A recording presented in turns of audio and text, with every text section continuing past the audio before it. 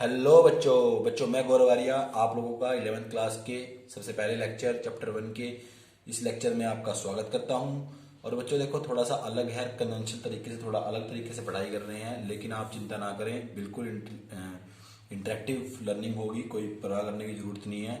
Chapter 1 से हम start करेंगे बच्चों। चैप्टर 1 का नाम है बच्चों सेट्स।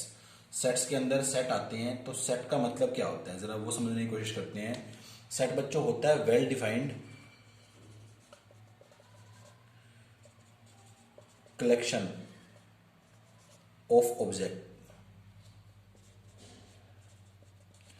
बच्चों इसका मतलब क्या है, मैंने लिख दिया यहाँ पे, बिल्कुल आसान सी लैंग्वेज लिखी है। क्या बोला हुआ है? Well defined collection of objects.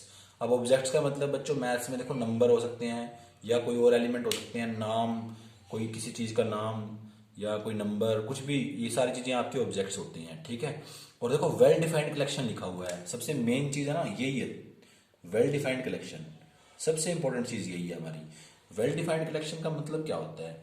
कौन सी, देखो कलेक्शन का तो मतलब आपको पता है, कलेक्शन का मतलब है इकट्ठे करना। जैसे आपने एक बैग लिया, उसमें कुछ चीजें इकट्ठी की, बोरे में सामान भर लिया आपने, वो कलेक्शन है, ठीक है। लेकिन वो कलेक्शन वेल डिफाइंड कब होगी? कब उस कलेक्शन को हम लोग वेल डिफाइंड बोलेंगे? इसका वेल डिफाइंड होने का मतलब क्या है? तो बच्चों किसी कलेक्शन का वेल डिफाइंड होने का मतलब सिर्फ इतना सा है कि इस बात में कोई मतभेद ना हो कि कौन सी चीज उस कलेक्शन के अंदर है, कौन सी चीज उस कलेक्शन के अंदर नहीं है।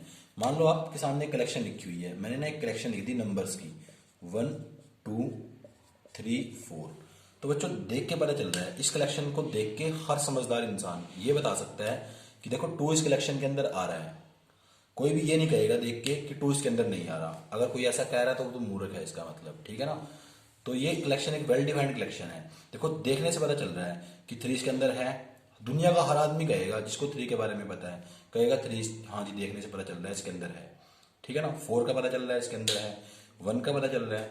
किसी से पूछा जाए कि 5 क्या इसके अंदर है, तो वो कहेगा नहीं जी 5 इसके अंदर नहीं है। सारे बिल्कुल सहमत होंगे इस बात पे, कोई मतभेद नहीं होगा, कोई कंफ्लिक्ट नहीं अराइज होगा। सारे कहेंगे कि हाँ जी यूनिवर्सली एक्सेप्टेड है, फॉर एवरीवन एक्सेप्टेड है कि हाँ ये चीज क्या, आपके ये एलिमेंट इसके अंदर है और ये एलिमेंट इसके अंदर नहीं है। बिल्कुल क्लियरली डिफाइंड है। जहां पे क्लियरली डिफाइंड होता है उसको बोलते हैं वेल डिफाइंड, ठीक है ना। अब देखो और कोई वो ले लेते हैं, जैसे मान लो मैंने एक और कलेक्शन ले ली, उसके अंदर कुछ नाम लिखे मैंने, निखिल, निखिल को मैं इनसे रिप्रेजेंट कर रहा हूँ, निखिल, टीना, करीना और सलमान, ठीक है। तो देखो आपको पता चल रहा है इस कलेक्शन के अंदर सलमान, दुनिया का किसी आदमी को एक कलेक्शन दिखा दो तो वो देख के बता देगा कि सलमान तो इसके अंदर है, करीना भी इसके अंदर है, टीना भी इसके अंदर है, निखिल भी इसके अंदर है। कोई इससे पूछे कि राज इसके अंदर है, राज बिल्कुल इसके अंदर नहीं है, राज तो कहीं नजर नहीं आ रहा। तो बच्चों वेल डिफाइंड है, अच्छे तरीके से डिफाइंड है, ठीक है ना, प्रॉपरली डिफाइंड है। देखने से पता चल रहा है कि कौन सी चीजें इसके अंदर जाएंगी, कौन सी चीजें इसके अंदर नहीं जाएंगी। मतलब कोई मतभेद नहीं है इस बात पे कि कौन सी चीजें इसके अंदर जानी चाहिए, कौन सी चीजें इसके अंदर नहीं जानी चाहिए। एक और एग्जांपल लेते हैं बच्चों। एक कलेक्शन बनाई मैंने, उसमें लिखे मैंने मोस्ट टैलेंटेड राइटर्स। बच्चों उस कलेक्शन के अंदर मैंने मोस्ट टैलेंटेड राइटर्स लिख दिए हैं, ठीक है। तो बच्चों ये बताओ कि क्या ये मोस्ट टैलेंटेड राइटर्स लिख दिए हैं, तो बच्चों क्या ये सेट बनेगा? मोस्ट टैलेंटेड राइटर्स का जो ये सेट है ये होगा।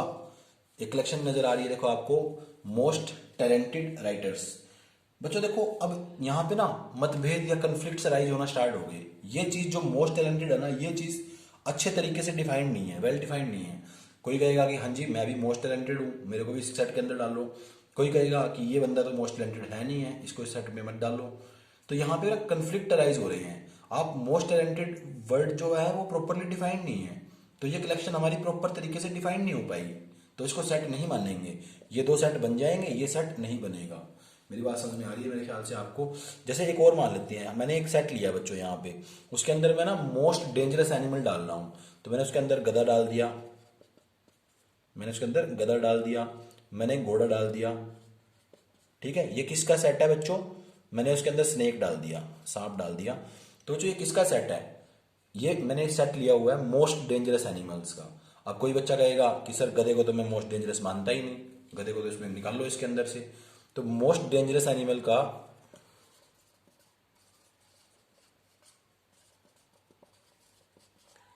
जो मैंने सेट बनाया है, अब उसके अंदर मतभेद अराइज हो गए हैं। कोई कह रहा है घोड़ा इसके अंदर सर आना नहीं चाहिए, कोई कह रहा है स्नेक को मैं मोस्ट डेंजरस मानता नहीं, मेरे तो घर में स्नेक घूमते रहते हैं, मेरे को तो कोई दिक्कत नहीं है उनसे। कोई कहेगा कि नहीं सर स्नेक तो ठीक है इसके अंदर। तो यहाँ पे कन्फ्लिक्ट अराइज हो रहा है, ठीक है ना। मोस्ट डेंजरस एनिमल का ये सेट आपका नहीं बनेगा, तो इसको सेट नहीं मानेंगे हम लोग, इसको सेट नहीं मानेंगे। मोस्ट जितनी भी ये टर्म्स होती है ना बच्चों, मोस्ट डेंजरस, मोस्ट टैलेंटेड, ठीक है, सम, जैसे यहाँ पे आ जाए सम आ जाए, मतलब SOME। अब सम का मतलब कितना, कहें थोड़ा, कितना थोड़ा भाई, बिल्कुल थोड़ा या थोड़ा सा ज्यादा, कितना, वो थोड़ा डिफाइंड थोड़ी है कि इतना है, इतना है, इतना है, कुछ डिफाइंड नहीं है, तो वो वेल डिफाइंड नहीं है चीजें, ठीक है ना। Well defined collection of objects को क्या बोलते हैं, सेट बोलते हैं। जो कलेक्शन देख के कोई भी आदमी मतभेद में ना आए, कन्फ्लिक्ट में ना आए कि कौन सी चीजें इसके अंदर जाएंगी, कौन सी चीजें नहीं जाएंगी, वो बिल्कुल क्लियर हो, क्लियर फॉर एवरीवन हो, उसी को हम लोग सेट मानते हैं। कुछ एक सही से एग्जाम्पल ले लेते हैं बच्चों, जरा कुछ एग्जाम्पल्स लेते हैं सेट्स के।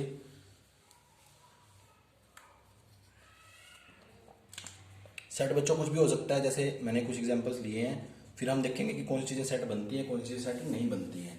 तो मैं जस्ट एग्जाम्पल ले रहा हूँ अभी सेट के।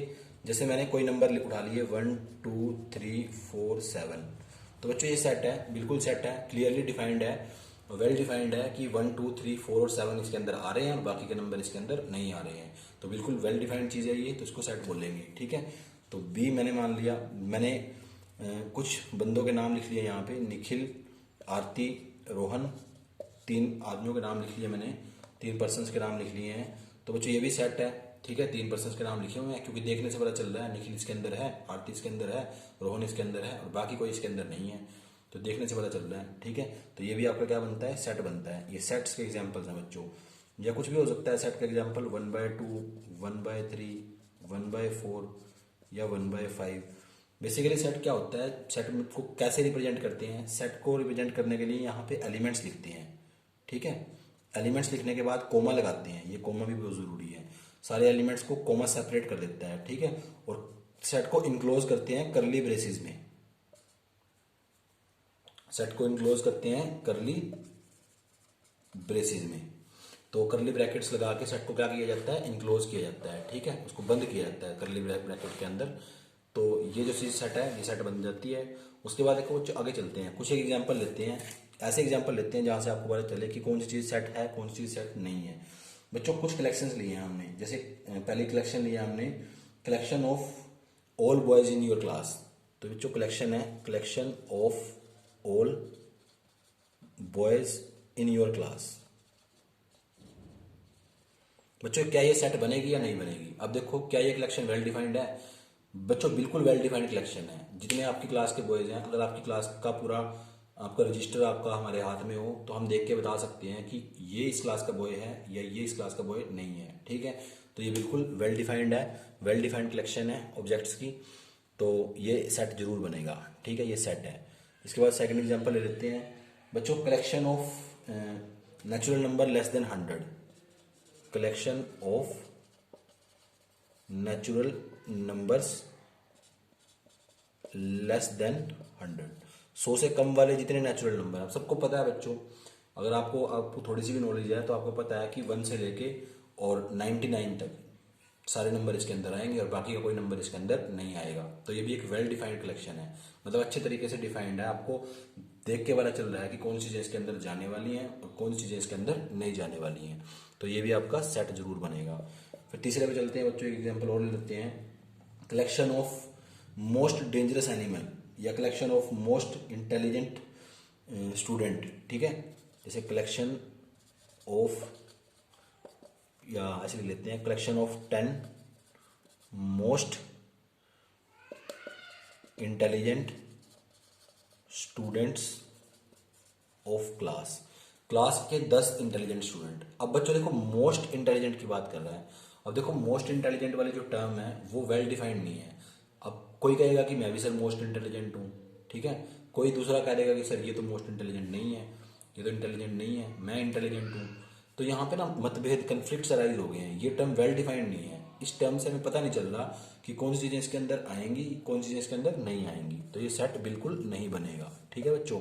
जब भी आपको मैं सीधा सा क्राइटेरिया बता देता हूँ, जब भी आपके पास ऐसी टर्म आ जाए, मोस्ट डेंजरस या मोस्ट टैलेंटेड या मोस्ट इंटेलिजेंट, जहाँ पे मोस्ट वाले टर्म यूज कर रखी हो, या आपका यूज कर रखा हो सम, SOME, सम की इतनी चीजें आ रही हैं, है ना, सम इंटेलिजेंट पर्सन्स या सम डेंजरस एनिमल, तो वो चीजें आपकी सेट नहीं बनती हैं, ठीक है बच्चों, क्योंकि ये क्लियरली डिफाइंड नहीं होती चीजें, तो वो आपकी कभी भी सेट नहीं बनेंगी, ये चीजें कभी सेट नहीं बनेंगी आपकी। तो बड़ा सिंपल सा है बच्चों, अगर आपने ये चीजें देखी हैं तो आप इसके बाद क्वेश्चन नंबर 1 एक्सरसाइज 1.1 का ट्राई कर सकते हो। अगर आपने इतना चीज समझ ली है तो आप क्वेश्चन नंबर 1 ट्राई कर सकते हो 1.1 का, उसमें देख के बता सकते हो कि कौन सी चीजें सेट बनेंगी, कौन सी चीजें सेट नहीं बनेंगी। इसके बाद बच्चों आपके सामने एक छोटा सा सिंबल है एप्साइलन, इसको बोलते हैं एप्साइलन, पर क्या बोलते हैं उसमें आपको जाना नहीं है, सिर्फ आपने ये ध्यान रखना है कि इसका मतलब क्या होता है। इसका मतलब बच्चों यहाँ पे है बिलोंग्स टू, बिलोंग्स टू के लिए इस सिंबल का यूज किया जाएगा, ठीक है, जहां पे भी ये सिंबल आपको नजर आए उसका मतलब है बिलोंग्स टू, और जहां पे ऐसे कट लगाओ उसका मतलब है डू नॉट बिलोंग्स टू, कि बिलोंग नहीं करता है। कुछ एग्जांपल लेते हैं बच्चों, जैसे हमने एक सेट माना, ये हमारा एक सेट है 1 2 3 4 5 और 6, ये कुछ एलिमेंट्स आ रहे हैं। सेट क्या होता है बच्चों, जिसके एलिमेंट कोमा से सेपरेटेड हो और करली ब्रेसिस के अंदर बंद हो, उसको सेट बोलते हैं, ठीक है। मैंने वो बात बता रखी है आपको, मेन कोड बताया हुआ है कि वेल डिफाइंड कलेक्शन होती है ऑब्जेक्ट्स की, ठीक है। तो 1 2 3 4 5 और 6 इसके अंदर एलिमेंट्स आ रहे हैं, कॉमा से सेपरेटेड है और करली ब्रेसिस के अंदर बंद है। तो बच्चों देख के पता चल सकता है, अगर आपको कहीं पे लिखा हो 2 क्या बिलोंग करेगा इसके अंदर, ए सेट के अंदर, तो हाँ बिल्कुल 2 बिलोंग कर रहा है ए के अंदर, 4 भी बिलोंग कर रहा है ए के अंदर, 6 भी बिलोंग कर रहा है ए के अंदर, 1 भी बिलोंग कर रहा है ए के अंदर, ये सारे इसके अंदर बिलोंग कर रहे हैं, 3 भी बिलोंग कर रहा है ए के अंदर। पर क्या बच्चों 9 बिलोंग कर रहा है ए में, नहीं कर रहा, तो इसको ऐसे लिखेंगे 9 डू नॉट बिलोंग्स टू ए। बच्चों काफी लेंथी चीज को हमने छोटे से सिंबल से नोट कर दिया ताकि इजी रहे लिखना, ठीक है।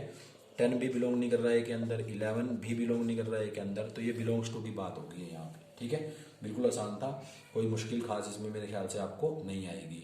इसके बाद बच्चों नेक्स्ट पे चलते हैं। नेक्स्ट टॉपिक हमारा है बच्चों टाइप्स ऑफ सेट्स, इसके ऊपर क्वेश्चन नंबर 2 बेस्ड है, एक्सरसाइज 1.1 का ही सेट्स का, ठीक है, वो आप कर सकते हो इजीली। और बच्चों अगर आपके पास बुक नहीं है तो आप एनसीईआरटी डाउनलोड कर सकते हो गूगल पे जाके, ये गूगल प्ले स्टोर से आप एप्लीकेशंस हैं बहुत सारी, तो उसमें आप पूरी एनसीईआरटी आ जाएगी फ़ोन के अंदर ही। अगर आपके पास बुक नहीं अवेलेबल है तो आप फ़ोन के अंदर एनसीईआरटी पूरी डाउनलोड कर सकते हो। फिर भी अगर आपको दिक्कत आ रही है तो आप मुझे कॉल कर लेना, मैं आपको पिक्स भेज दूंगा या डाउनलोडेड भेज दूंगा आपको, आपके पास पूरी की पूरी, ठीक है। तो नेक्स्ट टॉपिक पे चलते हैं बच्चों।